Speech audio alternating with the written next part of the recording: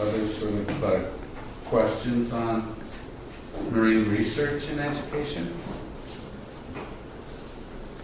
Certainly is a bright spot for you, the way that you were positioned, that we don't see in our report.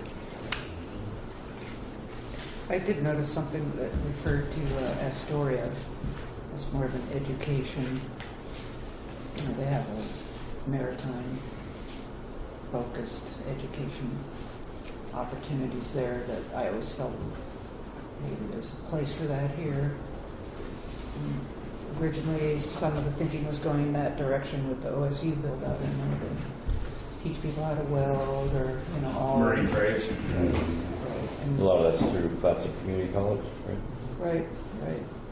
And, you know, with the big support services here and the grain of everybody, I always think in our industry, just as a short side service person, people are voluntarily, you know, we have a guy that fixes diesel engines, just taking his time on weekends or in the evenings out in Siletz to teach some young people how to do that. And so there's a lot of individual initiative, just maintaining your workforce and training people, but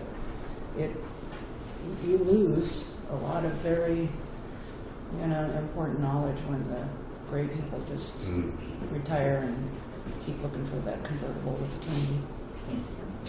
I appreciate that comment. That's food for thought as we look at our goals, policies, and specific strategies working on the educational side. Because we have a good, vocation, robust, marine. you know, and Community College is really gangbusters, and then they were specializing in Aquarius. You know, the only place you can get certified for an aquarium in Oregon, you know. So just some specialty stuff, I guess, is out there. And I totally agree with that comment. I think we've got a sort of emerging marine services cluster on the Oregon coast. Connect Oregon has done a number of projects. Bob Dorn bought Sun Point, and I think going to be building ocean going tubs there. So you're starting to see, well, it's been going on for a while, the loss of shipyards in Seattle, on the Seattle waterfront, because you've got to get them off out of the water up on land, and you're not going to tear that condo down next door to create a vacant lot and get boats out. Yeah, I think there's room in the plan for us to expand on this idea. So I appreciate the comments. You want to move on? Yeah. Next slide. I'm not in charge. Well, we got to finally say it. Oh, that's good. Yeah, so now on marine cargo, we looked at, you asked us to do a deeper dive on the international terminal, especially related to the marine cargo, and I've done a lot of marine cargo work in the past, so we looked at all the different kinds of cargo that move and what are the pros and cons and what does it take to attract them. The bottom line is we think local cargoes are your best opportunity, and the local cargo is either generated locally or it's used locally. Generated locally, the biggest industry volume-wise would be logs. On the using locally, there's not a population base to attract cargoes, like just general consumer goods. There may be an opportunity to, back to your comment about GP, move in wood chips. That would depend on the economics of the move. You know, GP is the biggest user of wood chips. They currently move mainly by truck and by rail. They've used water in the past because they have their own dock. So there'd be a couple. And it's worth, if they will talk, it's worth it to talk to them about, is there a supply of wood chips located close to water that could move by barge to Newport and then be trucked to the facility at a cost that's competitive with however else it's moving now? But logs seem like the strongest possibility. You've had demonstrated interest by customers in moving logs from the facility. I can talk more about that in a minute. Inland cargo, such as goods moving from the Willamette Valley or farther, are less likely for a few reasons. One is there is not a lot of non-containerized cargo moving out of Oregon ports. That that isn't a big bulk commodity like something like grain or potash or soda ash, something moving by rail. Most of what's moving out of the Willamette Valley is containerized. Most of that now goes through Seattle and Tacoma. The state is studying a couple of proposals now to put in an intermodal yard in the valley that would potentially take up a lot of that cargo. And even those would require a subsidy. The analyses of them show that you wouldn't be able to charge a rate high enough to pay for the service without subsidizing part of the cost. Another possibility would be a marine highway type service where you had, say, containers coming to Newport and then being loaded on barge and taken to Seattle, Tacoma for loading on ships. There was a service that Oakland and Stockton tried a couple years ago to do the same thing, move trucks off I-80. It detracted some cargo. They ended up subsidizing it to the tune of about $1 million a month. And that's with high density corridor. So, that's kind of a stretch. A couple of the issues for the other issue with the Willamette Valley is the farther inland you move, the more you run into the hinterlands of Coos Bay or the Columbia River ports. So you don't have a big natural hinterland. And then you have to look at the economics of if your truck gets 60 miles over here versus 60 miles north, and how many times you have to rehandle the cargo. So, I mean, what it comes down to is the forest products really make the most sense. Frozen fish and non-containerized frozen goods, maybe. There's a little bit of break bulk service, but it's pretty small. I mean, some runs out of Bellingham from the Bellingham cold storage there. But, and that may be something that Rhombus is pursuing also. But that's a more remote possibility, we think. Some of the main issues, as we discussed in the report, are the channel depth and the air draft limitations. I don't think the bridge is as much of a limitation for log ships as it is for the big cruise ships. The clearance on the bridge isn't that much different than it is in Coos Bay. The water depth is the real issue. The authorized channel here is 30 feet. Other ports on the coast are 35 feet or more, 38 or 43, which gives you two possibilities. You could light load, you could get ocean-going ships in and light load them, do like half a load, and they move to Astoria or Coos Bay for the rest of the move, which has been done. And I know that Tevin had talked about doing that here, at least on a short-term basis, but it wasn't ideal. It raises the cost because you have to go to another port and you have additional pilot costs and tug costs. The other possibility is moving logs by barge, where you would load onto a barge here and then take them up to Astoria or down to Coos Bay or to Longview for loading on the ships. That would require additional dredging.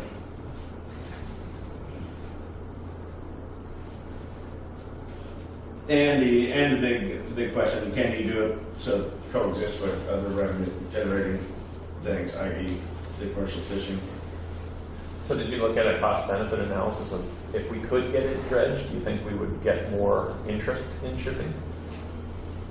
No, we didn't. We didn't get into that level of market analysis on this. I mean, I know it's hypothetical, but is Newport limited? We know all the other limitations, but is water draft really a limitation? Or even if we had it, we still wouldn't be able to attract? You still have, I think the geographic market reach is still relatively small. The amount of timber in the area, and I think you're overlapping with Longview and Coos Bay and Astoria, so your total hinterland is relatively limited.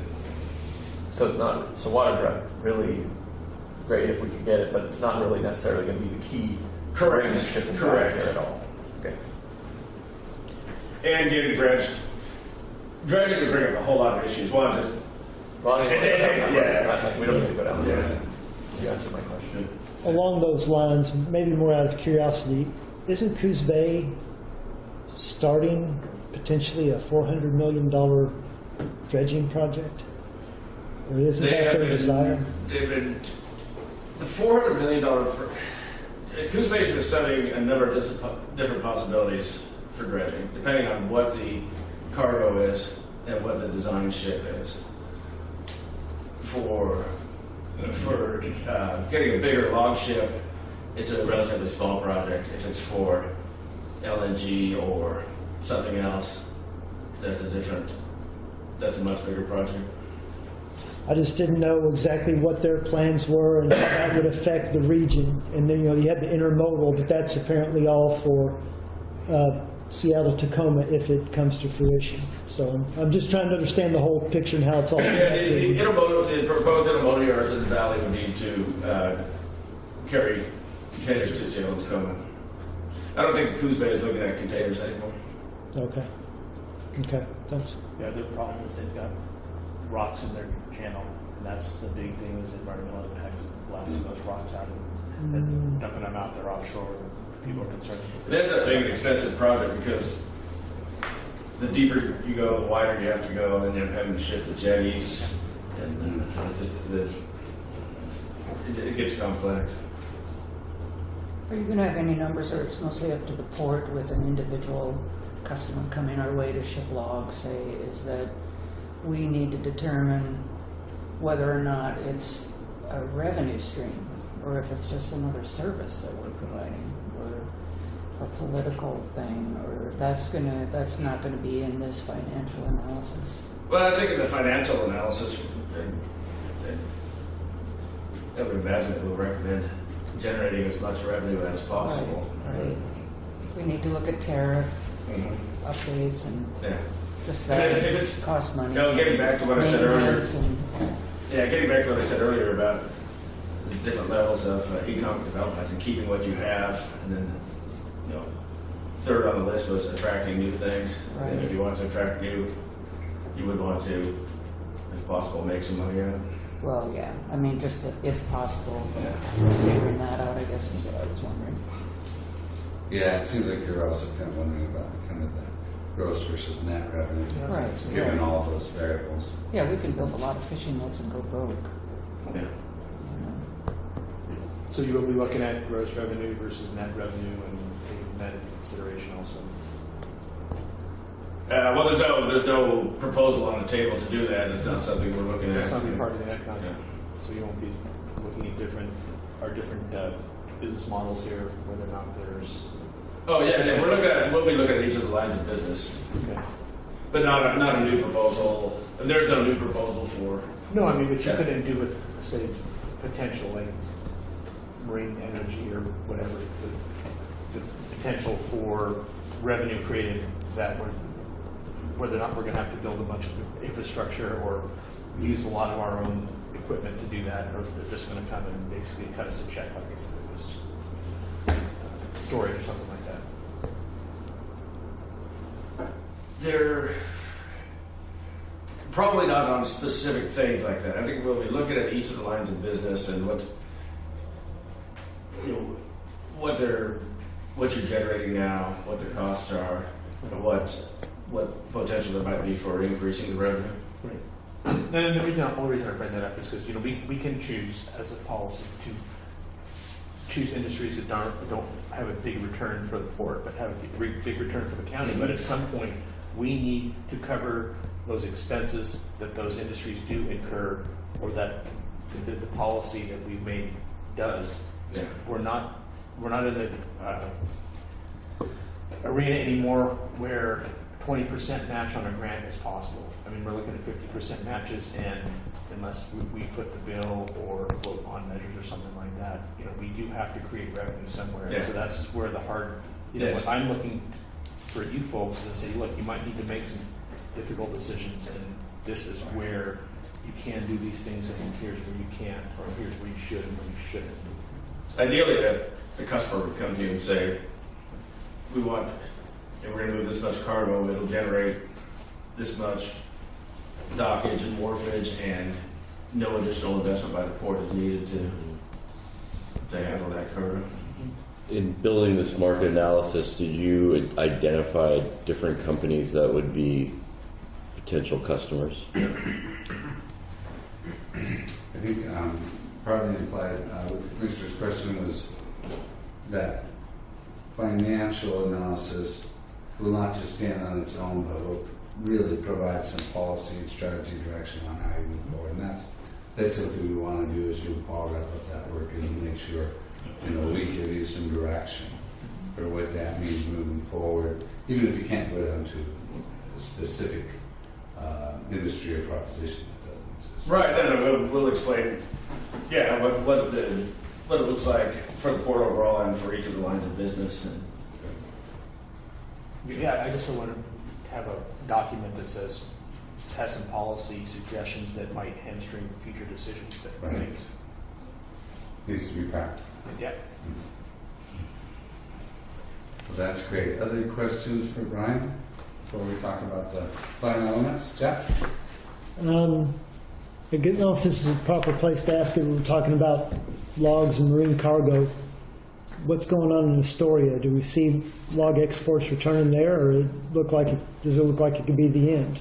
I'm just kind of curious what that means, because that. I haven't seen the latest on what's happening there. Most of their market is China, and we have some issues with trade from China right now, and so I think they're really vulnerable to that.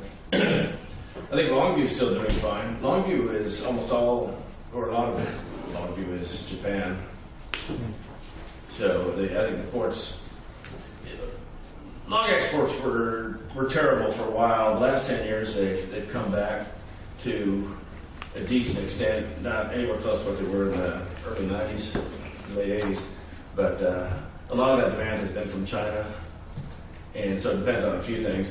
One, what our trade relations are with them. But then also just general growth in China. A lot of those logs, my understanding, are reused for construction, for concrete forms and things like that. And China's economy is slowing. And I would think that their construction will slow, so there may be less demand for the logs. My understanding is there's a rumor that basically one more ship is coming to clean out the yard. So partial load, but what I've heard is the last ship is left for now. Okay. Good questions. Hopefully, as additional thoughts come out, we've still got over an hour to circle back around with Brian. Anything else that comes to mind right now on the market fund? I want to go, I'm jumping around since you opened it up a little bit. Page 23, it sounded kind of a hope, but I wasn't sure what you were getting at when you, in your aquaculture opportunities, you say, make the statement, the port could assist in the efforts by helping to streamline the permit process. What did you mean by that? And how can the port, I'd love to know how we can streamline permitting process.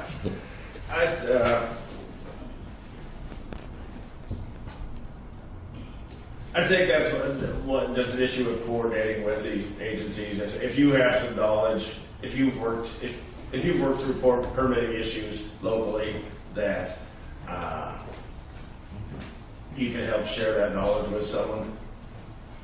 The rest of that sentence too says including, so the port could assist this effort by helping to streamline the permit process, including preparing an inventory of suitable sites, creating an aquaculture park, and acquiring permits that could be leased or sold to private sector entities. So I think it's somewhat doing, maybe streamlining it, not as much as doing some of that upfront permitting, so that it's kind of done in advance, and then, the private industry sees the benefit of that, and maybe there's some revenue generated on the back end for the port or something like that.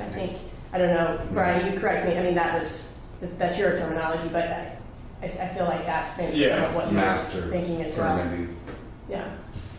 Yeah, especially if there's port-owned tide lands that can be used for this sort of thing. Well, then, just before we go to your question, I think what we'll find as we look at the action plan on environmental policies, we also want to make sure that the port's stepping up in a leadership role, working with agencies on environmental mitigation, with field grass, the wetlands. So, advancing the permitting structure and understanding it well enough to apply it to getting things done while kind of providing leadership in the mitigation arena. And Terry, we worked with Terry a bit on some of that language.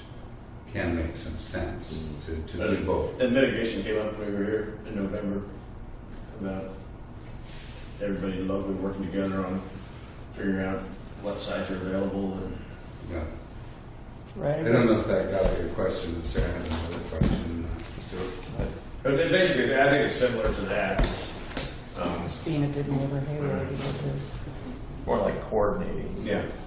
Right. Fair enough.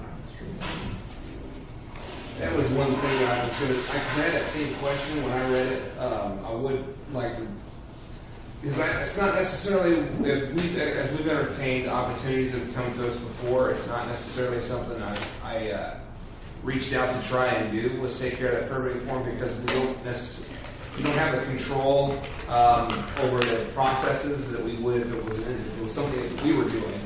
So it takes more management is what I would, so then we're going to have to allocate time to be able to do that. And so it definitely would be part of the analysis, I think, if you're thinking about cost in doing something like that. We would have to really keep an eye out because we would incur more responsibility. Yeah. Yeah. We'd have to charge accordingly, and that would have to be looked at. Yeah. I like just the simple change maybe from streamline to coordinating, because if it's done properly, it streamlines itself. Well, and that's, Value. we've already sort of had some of those, or Aaron, you have, and Jim, you've been involved in some Yeah, of we've those had- collaborations with ODF&W and others, just talking about, what's on their list of potential mitigation opportunities in the Bay Area and up the river some distance. And I know that the Port of Toledo is struggling with some of those issues. And so I think the conversation that we had internally was, if we're working together on this sort of, common challenge that we all have, could we leverage those resources and maybe come up with better solutions? Right, we have a list of all the mitigation properties on Yaquina Bay, and a lot of the ones that probably have the highest value are on private property. So private-public kind of Yeah, meetings probably need to be yeah, had. yeah. It's mostly culverts and flooding some lands that don't really get flow and are not salt marshes and things like that. But we met with various people from federal and state agencies. So we have a prioritized list and / initial conversation. Include areas like behind the aquarium. There's some property still behind the aquarium, and there's a lot of stuff upriver. But it's still, there's not a lot of stuff in general, and the port doesn't have that much on their property. It wasn't really a question, it just, to me, is another opportunity, to map these tidal flats and see what we can do and be very versed, and then in that process, we're going to get closer to our agency friends, because we got to go. I think all of that is just the first step to getting Port Dock 7 or 5 fixed. We have to get that up front. And so if we make it a broader scope of the whole estuary and work with Toledo, it only benefits, and some people don't necessarily always call it Newport and Toledo ports, but it's the Yaquina Basin. It really is just one river, and so it makes sense if we can. I think it's an opportunity and kind of exciting if we could do that. Jim, did they come up with an amount of area that we could mitigate for? Yeah, I'll bring what I have. I can't recite it off the top of my head, but I have some stuff that Derek Wilson brought and Ted DeWitt provided, and Steve Rumbrell. We're all in that room, and they have a pretty good handle on what's available and what we can do. There's no slam dunks. I mean, the pier is our biggest mitigation potential that we actually own. All those creosote pilings. Yeah. Was there talk of a You love mitigation? it. What's that? Was there talk of a mitigation bank that could be shared between ports? I don't think we went into that. I think we talked about how there was mitigation needed to be applied to the direct project. We talked a little bit about banking mitigation credits. Yeah, the only thing I've learned on it is we don't have currently a mechanism to do that. Right. But hey, I'd love to learn about it if we do. State Lands has talked about it for a while, but they just don't know the metrics, because if you do something in estuary, they don't want to have some riparian job on the east side. They want to try and kind of be in the same area. They're worried about permitting something and then being on the wrong end of it. I think they don't want to allow you to do something and then find out they would rather maintain really tight control over it and say, well, you come to us and let us know what you're looking to do, and we'll tell you if you can do it, when you want to do it. And they're really specific like that. And aside from that, there's different types of mitigation aside from just area. There's a lot of different ways you can do it. So far, like you're saying, they haven't allowed us to be able to. We tried to ask, is there a metric? If you disturb 100 yards of eelgrass, how much you have to do somewhere else, and they wouldn't touch that. Is it two times or 1.5 times? And that's the whole thing. Is that it would be great if the state agencies could come up with a mitigation matrix that we could all work with, because it varies between projects, and unfortunately it's not evenly metered depending on where it is. I mean, they might do something different down in Brandon than they do here. Yeah. There's no consistency between the state and federal agencies, and that would help quite a bit for the state and the ports and everyone to getting these projects done if there was a solid matrix that we look at. Okay, if we need to do this project, we need to do this, then we can budget for it. Otherwise, basically we're sending an open check, a blank check to whoever wants to do the mitigations, and it could possibly turn into a pet project or something else that someone wants to do and has nothing to do with what we're trying to mitigate for. That permanent matrix is a great idea, and if they don't put that idea into the action plan, we should use those as a raise. I need to leave. I have another meeting I need to attend. So I will see you in a few hours. Yes, it's good. Apologize. No worries. Thanks, Jim. Thank you for your good input. Well, and Bud's had a number of discussions, internal discussions with DSL about pulling all those creosote pilings up there. Whether those would be correct. There's sure a lot of them up there. Well, the hard part is somebody owns them, and then if you pull them, you can't put one back in. Yeah, exactly, yes. Everyone, each one of those pilings is owned, and it's basically a placeholder. So as you pull, Oh, I see, of course. Well, we have a new one, right? Yeah, it's a I see. placeholder. So once you pull it, it's gone. Yeah, I get it. And you don't get to put it back in. So, Yeah. they kind of. This is the topic of conversation we've been having at every port Yeah. gathering. It's the biggest conundrum for all of us. Yeah. And the other thing is the standards that get used, they do change. For example, when you're talking about an eelgrass bed or an eelgrass stand, what they decide is an eelgrass area when they're evaluating our eelgrass that exists, for example, is a bit more liberal than our mitigation area and what we provide. They would look at our mitigation area and say, oh, it's not dense enough. But they might look over here in the marina when we get ready to dredge and say, oh, you got eelgrass there, and you need to mitigate for it. You see, but it's got to do with, again, that's what happens when somebody has tight control over something, and they don't have to necessarily create those standards. And that's the challenge we're dealing with on that stuff. It would be nice to know, as you're seeing here, for planning purposes, so that we can plan and say, okay, we could use that. But a lot of times you just don't know until you apply with a permit, and then you find out. I like the idea when we started the discussion about laying the groundwork, doing the mapping, doing the matrix, having some common lines to have the broader discussion, so it's a little more familiar territory when you come into the project. And there is some benefit from them being familiar with you. It would be nice if it was completely objective, but if we work with them and we demonstrate that we're, one of my points was that, if we demonstrate we're a regional leader in the realm of mitigation strategy and environmental impact analysis and things like that, if we become a leader in that way, we will probably get permits easier, I think. That's what I've learned. I think you really helped us couch that in the strategy section, so I think it's a good goal. Well, the other definitions are kind of tough, because when we were first looking at doing the project up there on Clay Point, that's all dredge spoils up there. And it got turned into a wetlands, and we argued, well, how can you create a wetland out of something that wasn't there?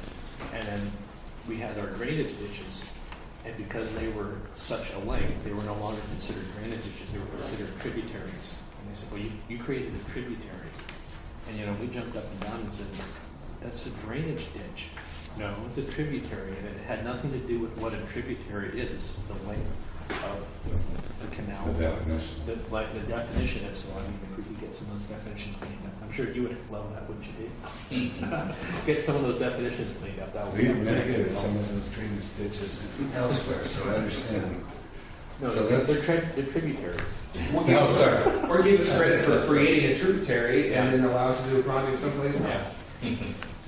It's a complex, Going here, yeah, it's a complex issue. But I do think we're addressing it in terms of supporting that idea as policy. Right. So the draft plan elements, the first 5 are straight out of the state template, and we have the implementation action plan. So the areas within the plan that we're addressing with goals and policies are your management, your capital improvement, finance pending, as you know, environmental and marketing plan elements. So those are the key sub-plan elements, those 5. The implementation action plan, as we've already described, really just puts a little bit more definition in who the lead is and what the funding options are for the capital improvement plan for 5 years. I often think of these plans as useful. In some elements, we'll have a 20-year horizon, but as a business plan, it's really a 5-year plan, and by definition, these kind of get reviewed at that interim 5 years and really revised wholesale at 10 years, and this is where we are now with this plan, is in the 5-year review.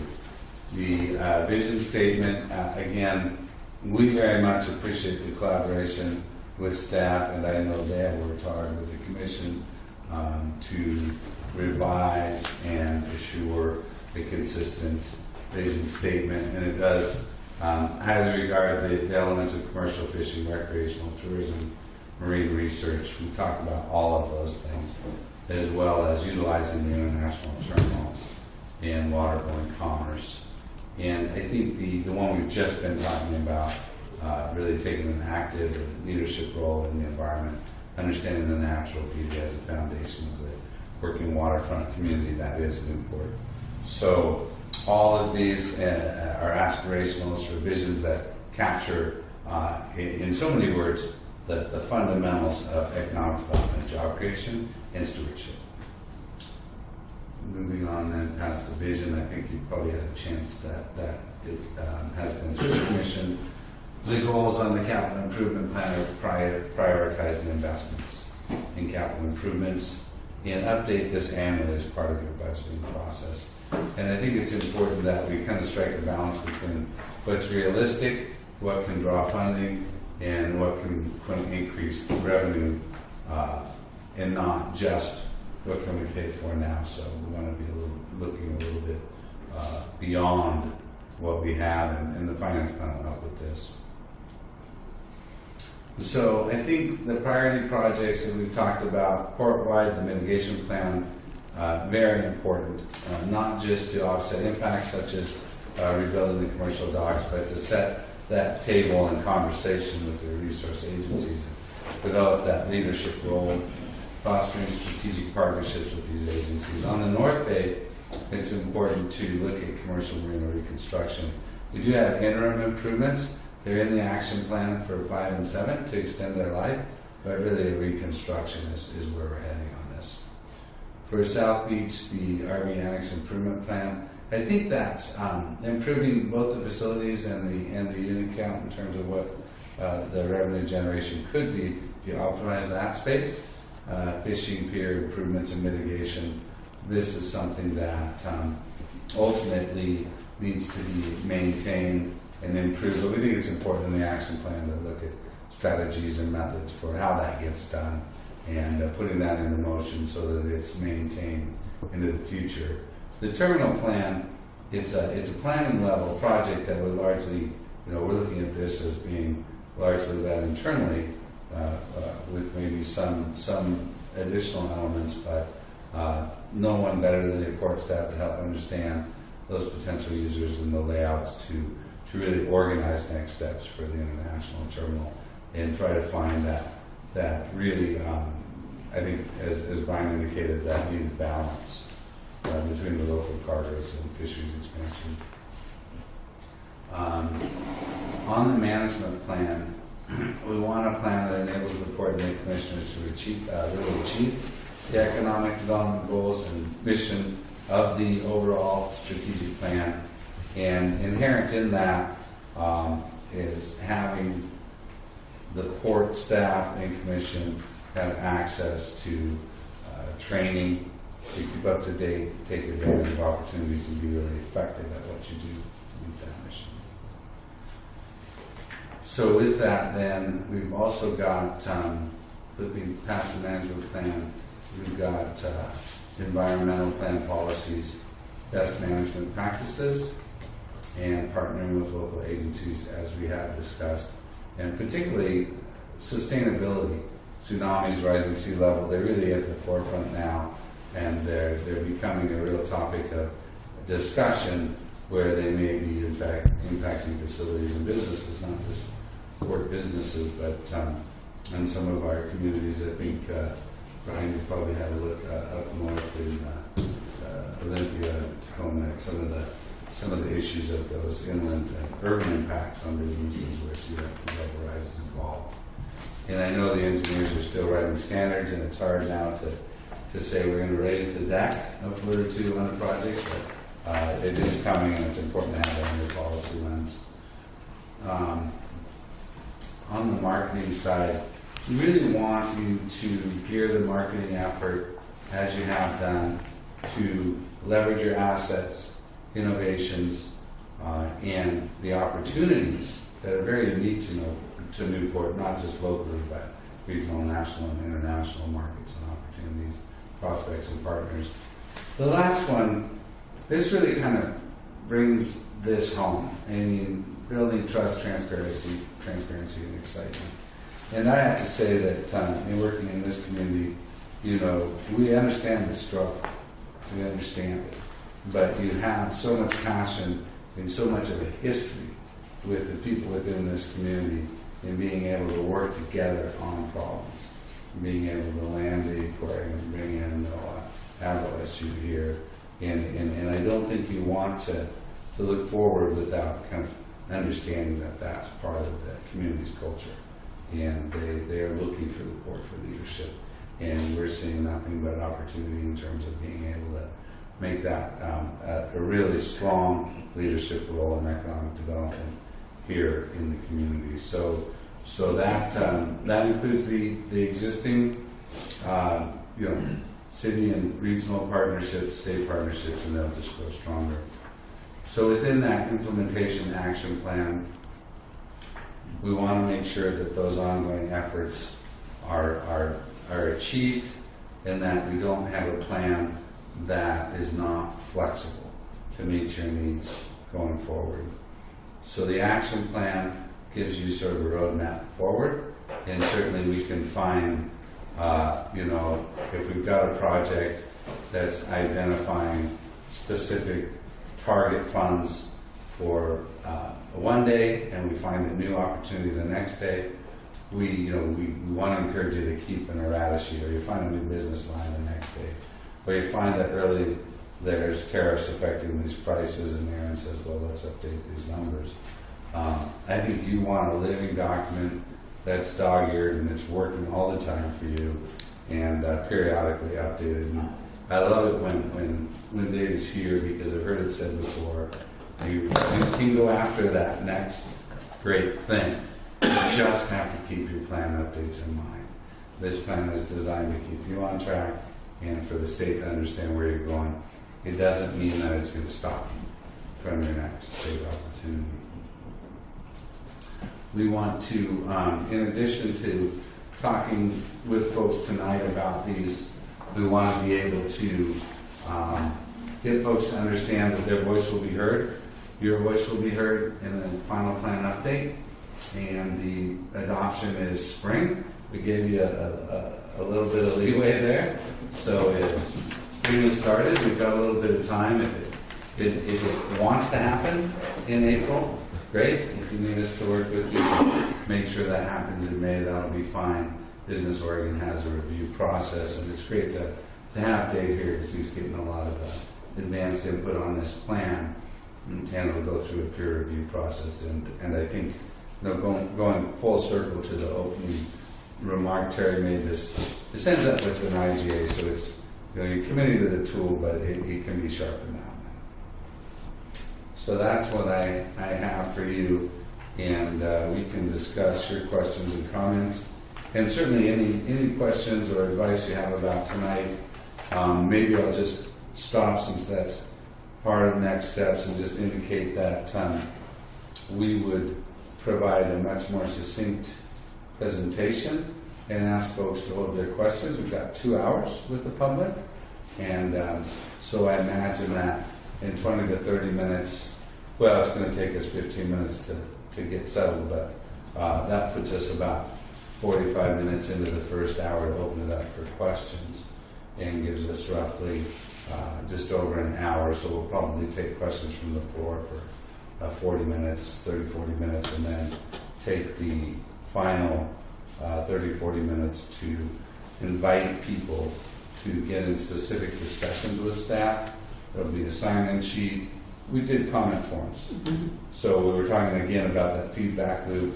And I want to make sure you in the community are comfortable that this is draft and we're welcoming that input. I think that as a facilitator, it'll be important to me, and hopefully you'll see opportunities for us to encourage questions from the floor, but also to suggest at some point that the discussion really needs to go into the next session around the board's one-on-one, so that we give people a fair shake within the room to provide legitimate input and questions, and provide really people just an avenue for further discussion, so that we don't get sort of sidetracked with a lot of grandstanding, but that we respectfully hear from all others. And I'll probably say something like, this will be an open floor, let's respect each other and ask our questions one at a time, take any detailed questions into the next session at the boards with the staff.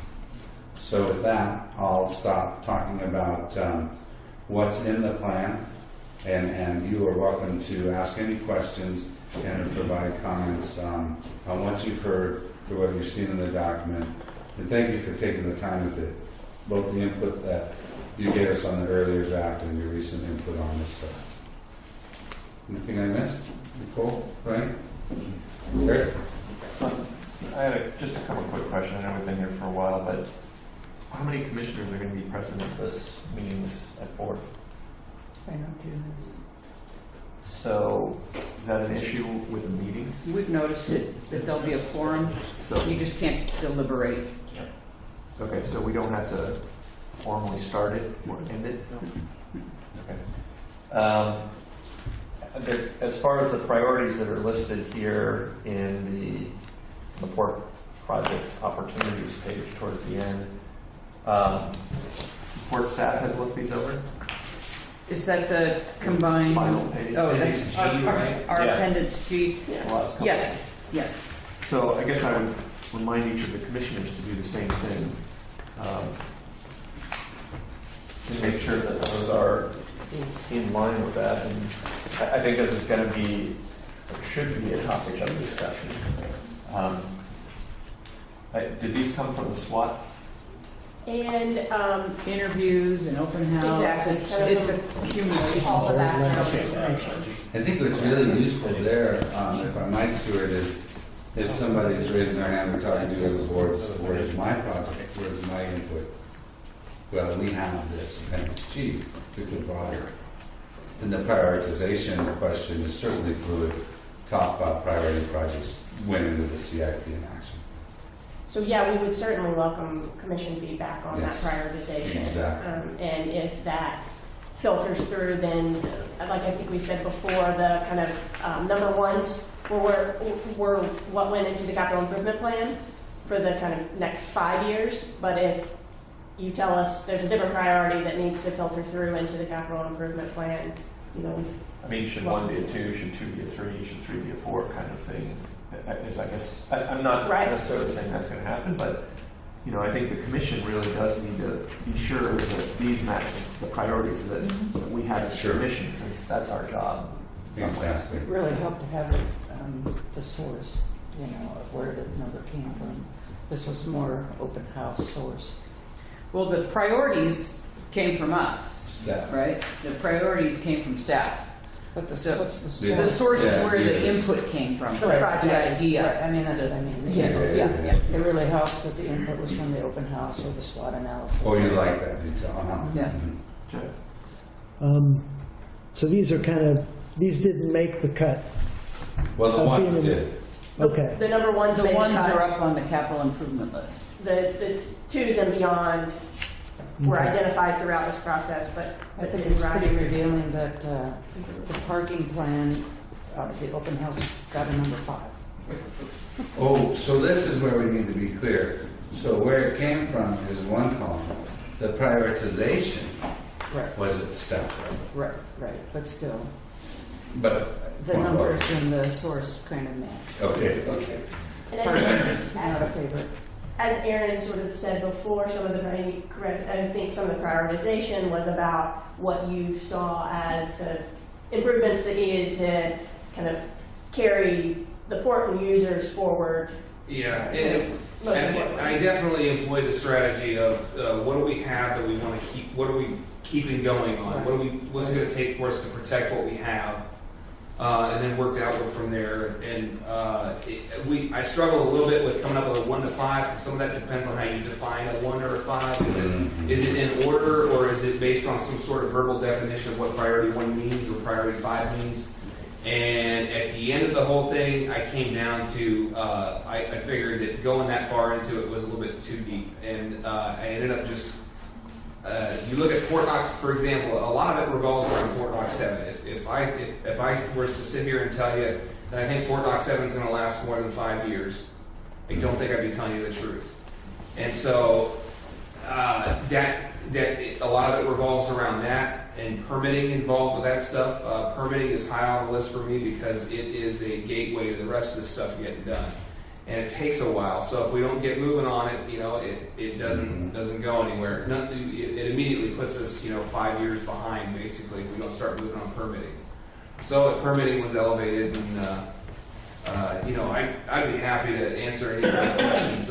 It was definitely based on some reasoning that I felt was sound, but nobody ever says I'm always correct about stuff. So I thought it was well done. Yeah. And we could also take a look at adding a column that indicates timeline to kind of get into that additional level of detail. Maybe we don't want to describe exactly what a 1 means and what a 5 means, but maybe we could just say a 1 is within the next 5 years, or 2 is within the next 10 or 8, or, if that makes sense, we could provide kind of another column to give some context to it as well. the one thing I did step away from was sort of in the past we prioritized capital improvements, for example, from 1 to 2, 3, 4, and down like a list. Right. But what I found is it's really difficult to apply that. It's because a lot of them are interrelated, and they sometimes it doesn't work like that. So. Would it be helpful, Aaron, just listening in Nicole, that we maybe even just intro or footnote all that you've just said, and essentially we're prioritizing the 5-year CIP as priority 1s based on timeline, maintaining what we have, critical path, and just because really, as you said, it's not fully defined, but those are the key issues that went into developing that group of highest priorities. And we didn't set a number. We just said our job is a 5-year CIP and the highest priority projects are. Then we send them to the engineers. Well, and then there's layers that go on top of the CIP plan, right? One of the reasons I edited the dates and pushed them out to give us more opportunity to flex, and that's because what's affordable, to Walter's point, what grants are we able to get really influence, and how much budget is available put toward that really dictates when, unless something is an emergency that we have to deal with because something is broken and we have, but, so we have that layer, and then we have the layer of capacity.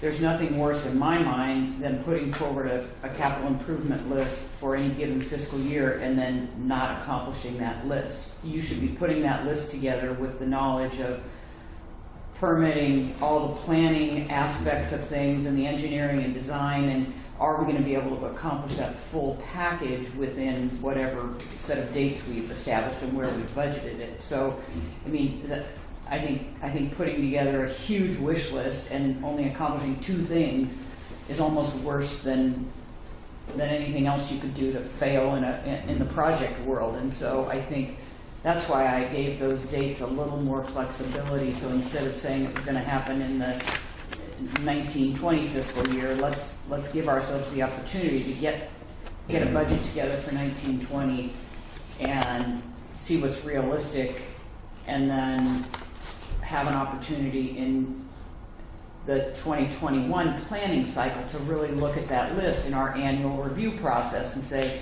gosh, I don't think we can accomplish that for whatever reason until 23, and let's adjust that list in next budget cycle. So, I mean, That's a really good way to do it. I always imagine this errata sheet where you're keeping all your ideas at least once a year. yeah, well, you have can to. adjust those CIP timelines. And I appreciate that you're giving an extra year here and there for success, which is very important. Yeah, I mean, and again, to your point, that this is not locking us in or stopping us from opportunities or building in flexibility because something pushed a project back that was unforeseen today. I mean, you can't look out even 14 months and know what you're going to be faced with, and so I just think. Well, Newport, Brookings just redid their capital plan, and the number 1 project on the revised plan wasn't even on the list in their strategic plan. Yeah. 4 years ago. Yeah. Well, you gotta look at, there's gonna be 5 budget cycles between Right. this one and the next one. This is just a 5-year. We have a different one every year. Yeah. And Yeah. just because something's a 4 doesn't mean it can't be taken care of. And I think that's what we looked at when we did this first one. If there's something that's a $20,000 project and we all of a sudden get a grant, we're not, just because it's a number 4, we're not gonna not do it. Yeah, we're still going to be opportunistic. And you're going to have about that. opportunities on here. And this is just a highlight of what we really need to get done. Yeah. And you have to take into consideration funds available, but also emergencies, and 4 might rise to a 1, or 1 might go down to a 2, and it all depends on that. It's a template. It's not a hard and fast document. And I've always figured my job is to, if the decision from the commission is that, well, you know what, we can't afford that, then my job would be to say, all right, then here's the impacts of that, and here's the new plan then, and if that's the way it has to go, it's the way it has to go. The only thing I haven't heard us talk about in terms of cost is, that I definitely took into account here, is the loss of facilities does cost us because we lose revenue. So, for example, if we lose 7E and 7F, we have to account for that as well, and that's a critical point, I think. Well, I think the other component to this is physical bandwidth of these projects. I know we're talking about a 5-year period. One of the things that I kind of looked at this and I said, well, I kind of culminated in some of the thoughts that everyone's had here, but it was more like, I didn't want this to turn into a wish list and set us up for failure. I mean, we're talking about in 5 years identifying very practical projects in 5 and 7. Just those alone, in terms of permitting, the designs, the engineering, all that stuff. And then we're talking about adding the fishing pier onto that as well. Yet another. And I don't want to harp too much on the fishing pier per se, but I read this as a whole holistic document and saying, well, we've identified some prioritizations and some fiscal guidance that you guys have recommended, and where we want to prioritize those things. And I would prioritize 5 and 7 much higher than I would the fishing pier, even though it's going to fall apart. I'm not disagreeing with anybody, or the rogue seawall or some of these other projects. So I'm not sure if I have a particular question, but it's more of a comment that I worry about a number of these ones that are on here, when I know that if it's a one, I want it to be a one, and I want it to be practical enough for us to actually really get moving on and potentially do in 5 years, as opposed to, we want to create a baseball stadium on McLean Point. One, I like baseball. I mean, I'm not exaggerating, but so I almost feel like this is almost, I won't say it's not wish listy, but it's aggressive. We know what's going to go into 7. We haven't even talked about 7. At least 5 we've got a rolling start on. So are we really going to tackle Fishing Pier as a priority one? I don't want to ignore it, but I want to, at the end of 5 years, for the most part, barring major changes, to be able to say, yeah, we're well along on these highest priorities, and we focused our state requests and federal requests on these priorities. We keep going to the well, and there's got to be a prioritization. We can't just say, here's our 3 things that we want $15 million for. I would think, I don't know, maybe that's the way. Well, I think one of the Fishing Pier is a really good example, because it's not a core line of business, so to speak. It doesn't generate any revenue, yet we're responsible to maintain it and keep it safe, et cetera, et cetera. And so I think that in our conversations, we've recognized that that's a true partnership project. We would love it if between the city, the county, the state, the Marine Board, potentially state parks, that the port would maybe be the convener, but we wouldn't actually have to fund beyond paying for time with staff, that we would convene that group and hopefully bring folks together to realize that this is a tourism asset, but and it happens to be something that we have a deep connection to and appreciate the benefits of that in many, many layers. And I think we recognize there's a lot of public involvement that will be part of that project, because it is not a hard business that we're in where we're talking to people about rates or changes in how we're gonna shuffle folks around while we reconstruct or new docks or whatever.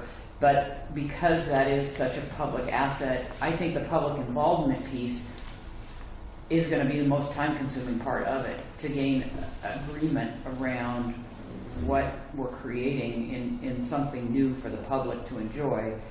And in terms of regulatory agencies and other folks like that, I think we're going to spend a couple of years just in that part of the project. And so I think it was prioritized because it's getting to the point where it concerns us from a safety standpoint. And knowing that, we feel like we are duty bound to have a conversation about, do we close this thing down without some conversation about what goes on next? And so that's what created it, the priority. And also because if 7 is our number, let's say we got to rebuild 7. If we redesign it, we got to mitigate for that too. And if we can change the design on the Fishing Pier in such a way that it mitigates for Port Dock 7 and Port Dock 5, then it is right in the middle of all that. And it doesn't bring us any revenue out front, but it brings benefit to us, and there's value in it because it enables us to do our highest priority project, for example. So would another way of looking at the same thing in terms of the prioritization, is it for this 5-year period? It may not necessarily be the replacement of it in 5 years, but to do the analysis, the engineering, the public outreach, and those kinds of things.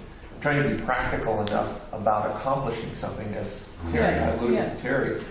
I'm not disagreeing, we don't want to walk away from this, but we have on here substructure, pier replacement, and improvements. We're not going to replace that pier in 5 years. I don't think. Maybe we will. It seems to me like, but we can be darn far along. Look how long it took us to do Port Dock 5 approach.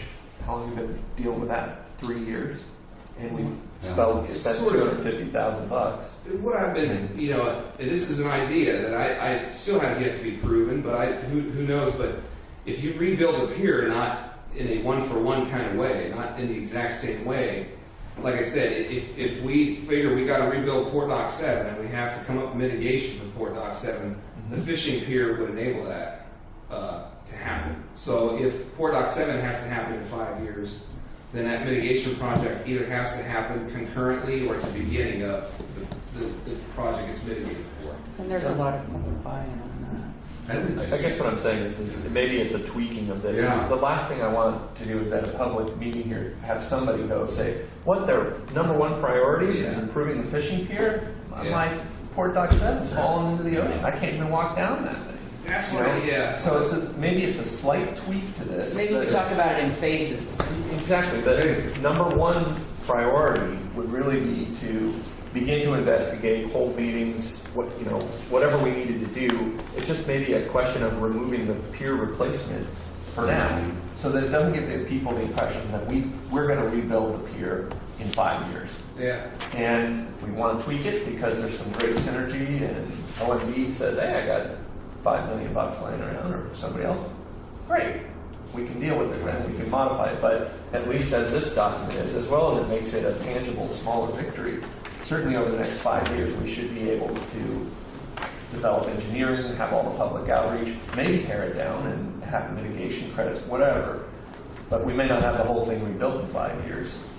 So I think that's a really great point, and it kind of brings it home for me because in all of these ports, this comes up, with the public pier in Tillamook Bay for Garibaldi, for example, the boardwalk in Bandon. Like, this isn't our core business line, but it's important. And in Bandon, they're using, I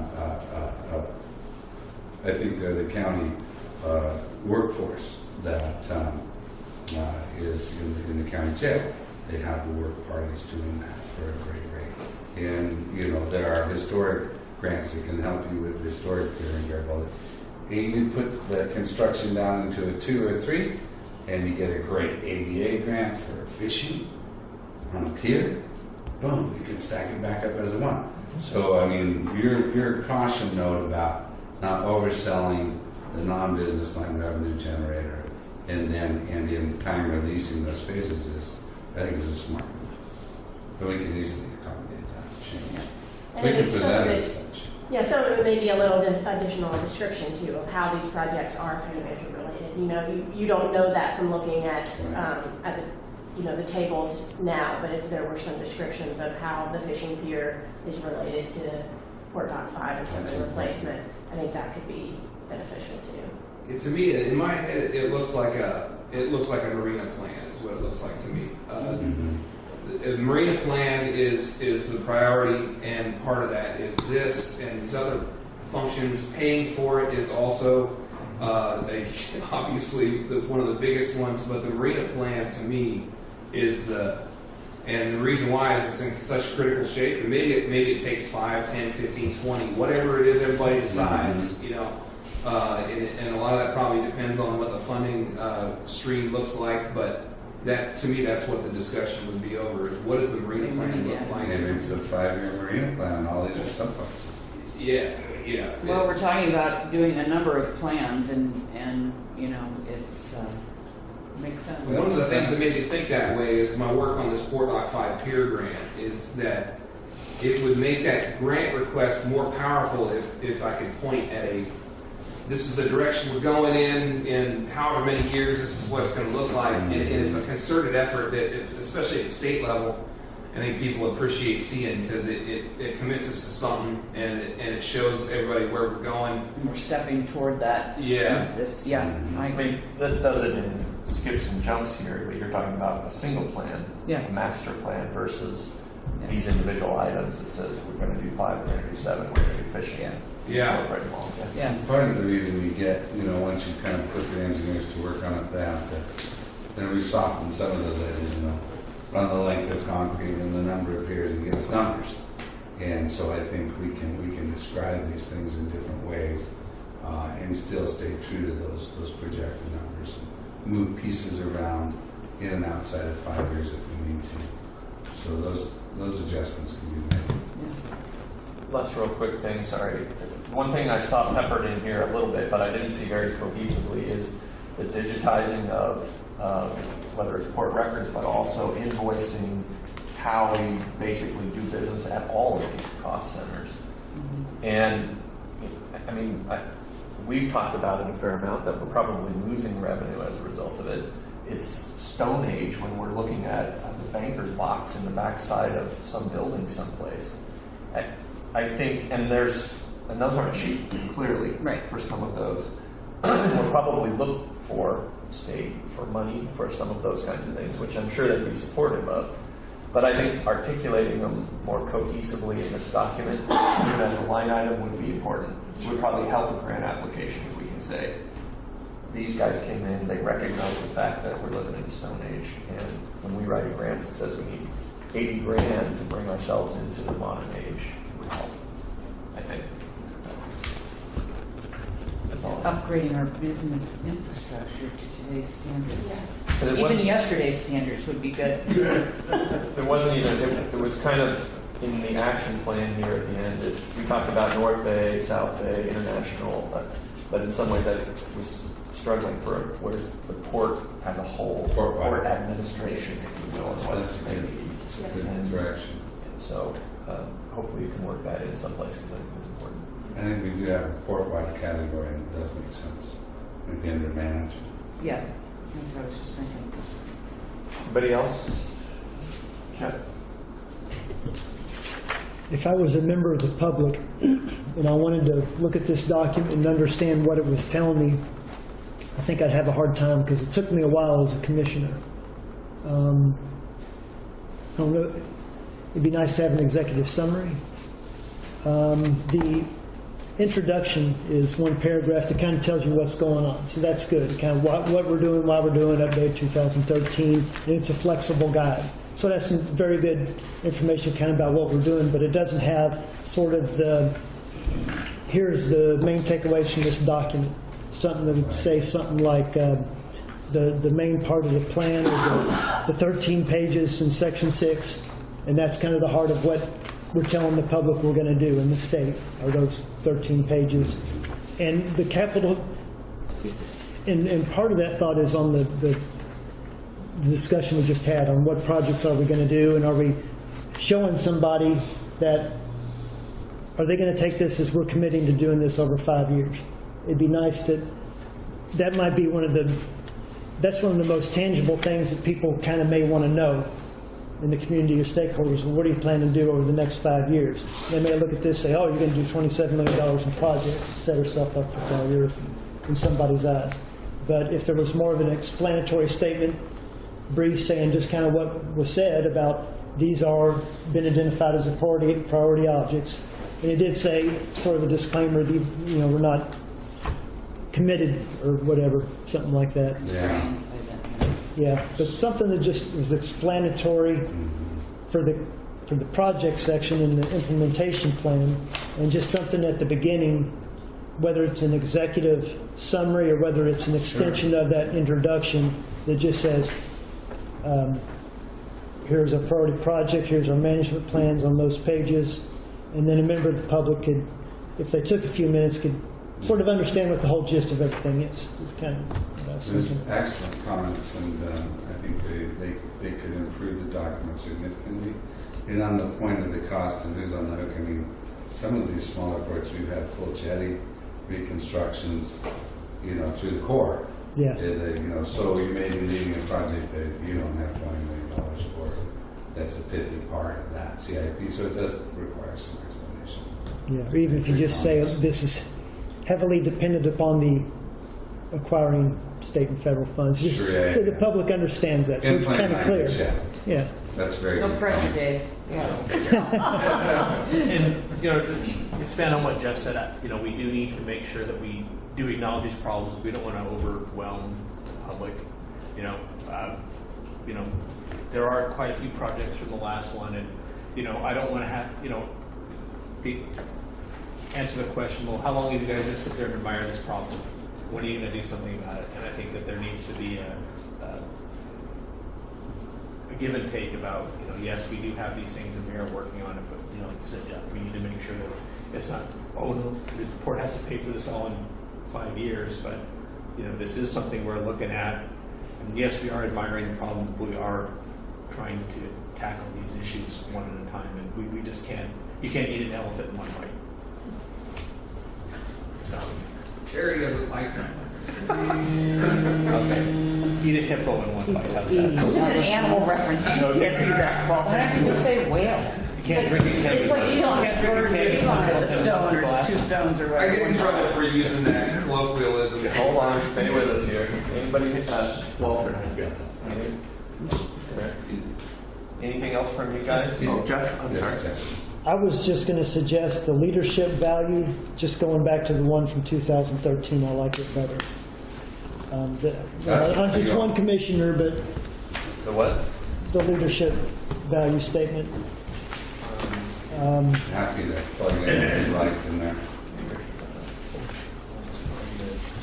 Business plan or? It should be in the business plan under the vision and mission under the It's page 2. Well, it starts on page 1, it may, You got the old ones. This is the old one. Yeah. leadership's on page 2, top of page Page 2. All right. That one. And you've got a copy of the old one, and you're wondering if we could go back to that Yeah, one. okay. Thoughts on, I don't know if you can pass it along, make a decision now, or? What do you not like about the one that's written here? Just out of curiosity. Well, there's a few things.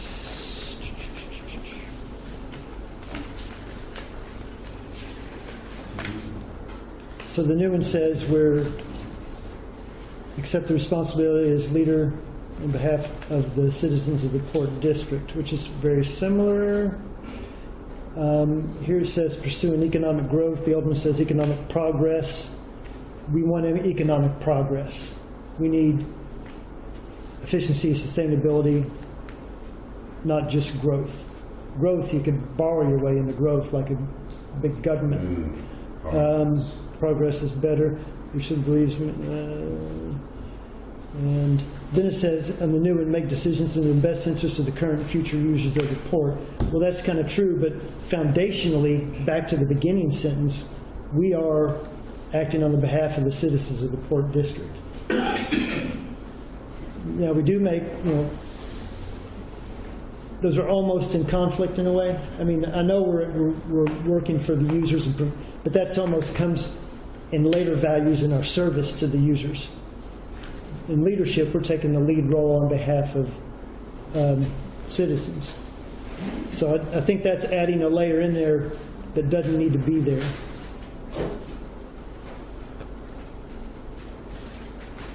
And when I first became the commissioner, I read the value statements. I thought they were just wonderful. And I think we are. I mean, that's in essence what we're doing, the lead role on behalf of the citizens of the Port District, pursuing economic progress.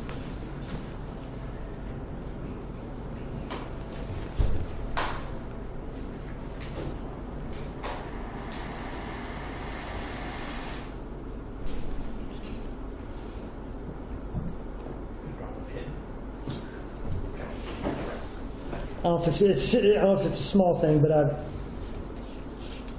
I kind of like the second one, Jeff, just because it does highlight that we have the responsibility on behalf of the citizens, just because it reinforces that. That's just my 2 cents.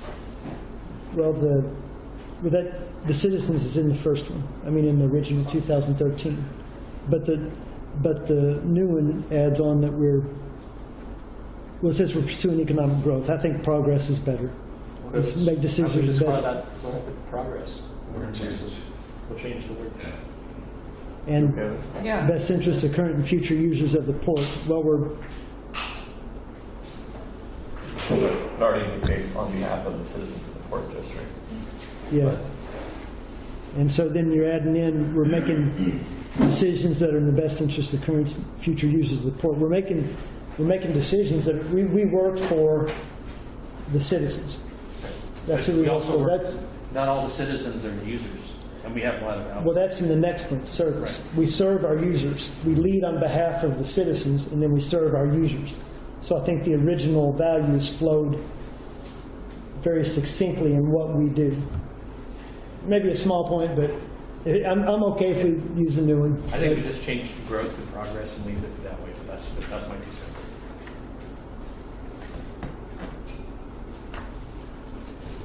Either I'm okay Certainly with fine it. making that change. feel strongly one way or the other. No, I do not. And the leadership, we're just talking the leadership. Yeah.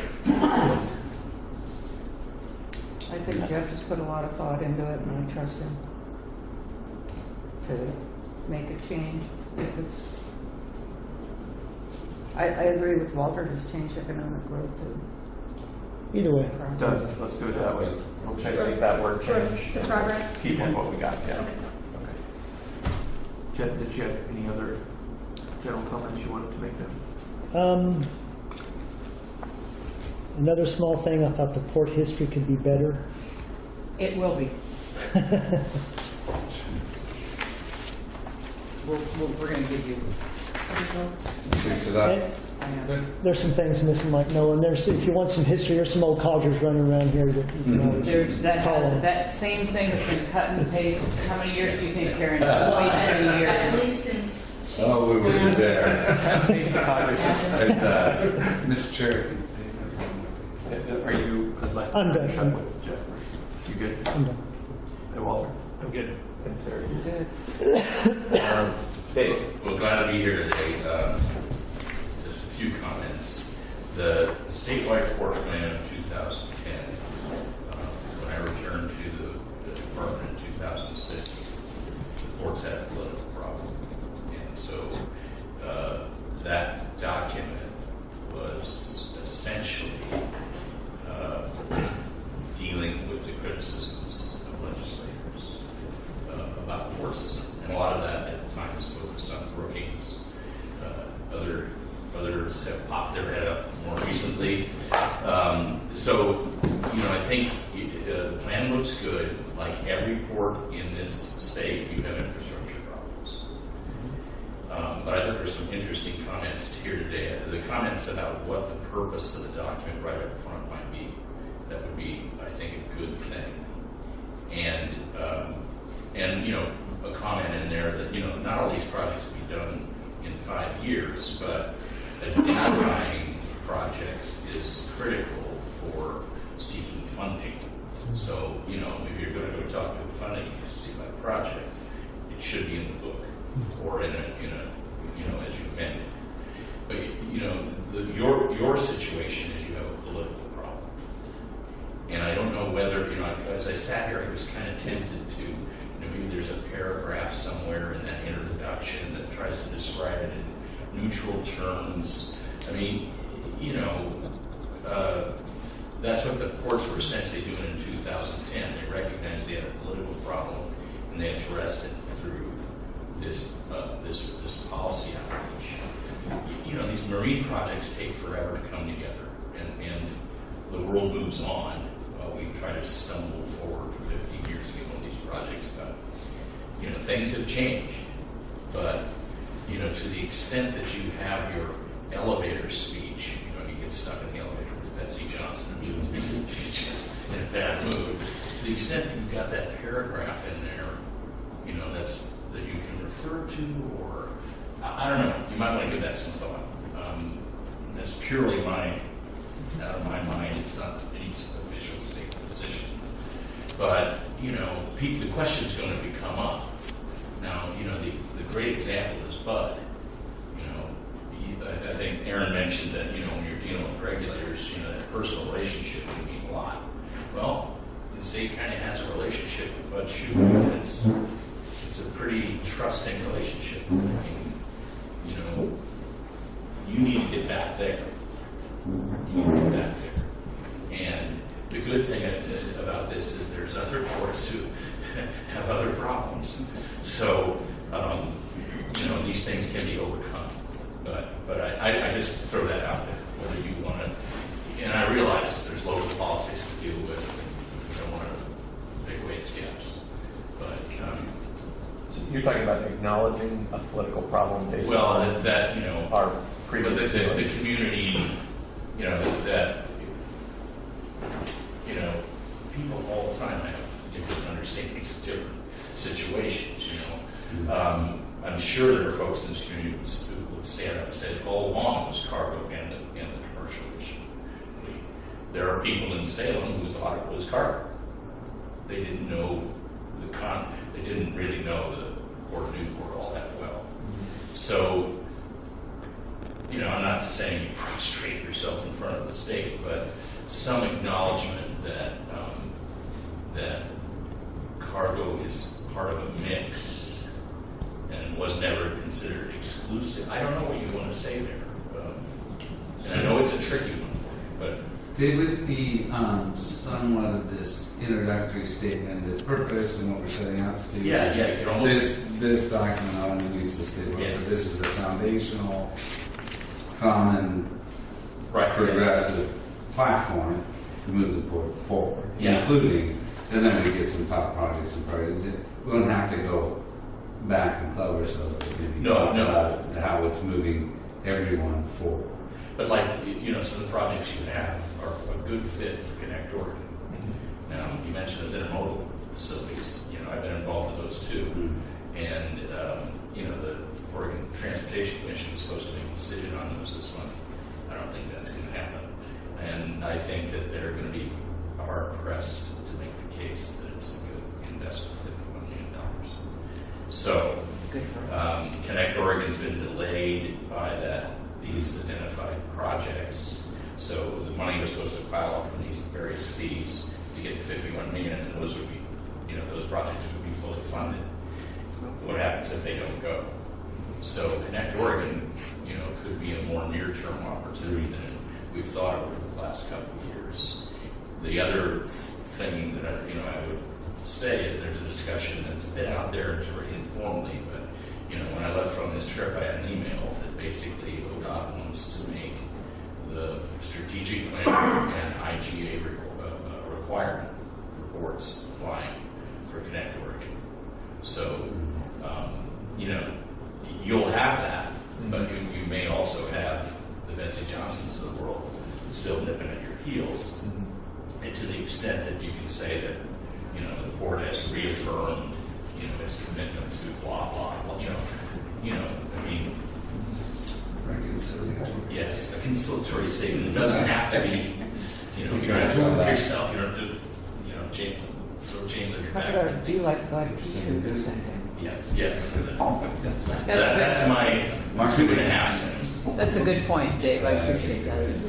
Yeah. So you would be thinking about including that in more, whether it's in the executive summary or in report history, or, I mean, like you said, we don't have The to intro highlight. section, I In the think. intro section, you can Yeah. cover a couple of things, that the purpose of it, why are there all these projects in there, you know, and then this report is done to meet the requirements of statute and so on and so forth, and I don't know, somewhere in there, even a sentence, might do you some good. Yeah. That's all to it. Anybody have any brief with that? I think it's a really good idea. Great.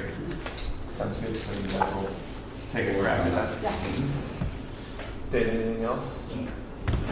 Okay. Anybody? You gonna join us for the open house, Dave? I have been on the road since the start of the week. I was in D.C. all last week.